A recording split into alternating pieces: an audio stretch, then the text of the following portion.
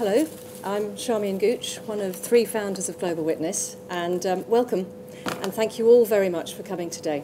I'd also like to thank President Jagdeo for making the effort and for being very willing to come and take part in this discussion and the question and answer session, and also to the whole group of speakers as well. I'd also like to thank the law firm Lawrence Graham, who very kindly and generously thrown open their doors to us. This isn't our office, we're just borrowing it for an hour or two. So in the last 15 years, Global Witness has done a lot of work on forests, on illegal logging and natural resource corruption, alongside other work that we've been doing on conflict resources.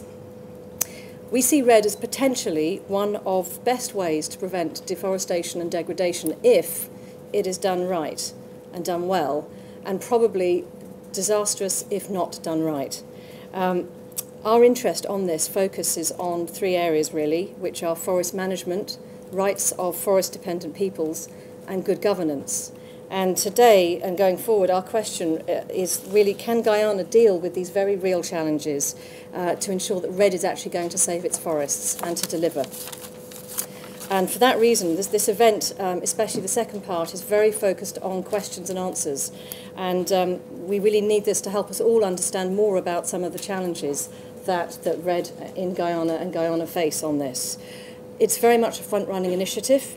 It's likely to be the first to actually get off the ground, and as such is of course going to be under a lot of scrutiny, not just from NGOs but from everybody else. And it's going to carry the burden of being the groundbreaker on this. We think this event is very timely for a number of reasons. The signing last week between Norway and Guyana of the MOU, the Memorandum of Understanding. Also, the IIED have just concluded their review and report, and I'm going to have to read this bit completely, on the low carbon development strategy consultation process in Guyana. And Duncan McQueen from IIED is here today, and he's going to talk a bit more about this.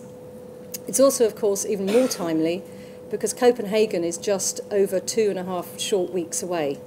So, and REDD and Copenhagen, it does seem that REDD may have some chance, even if the rest of Copenhagen looks like a bit of a failure at the moment. In about a minute or two, I'm going to hand over to Jo Andrews. She's the former ITN senior political correspondent and is now head of Ariadne, which is the European Human Rights Funders Network. She's going to introduce the speakers and moderate the session.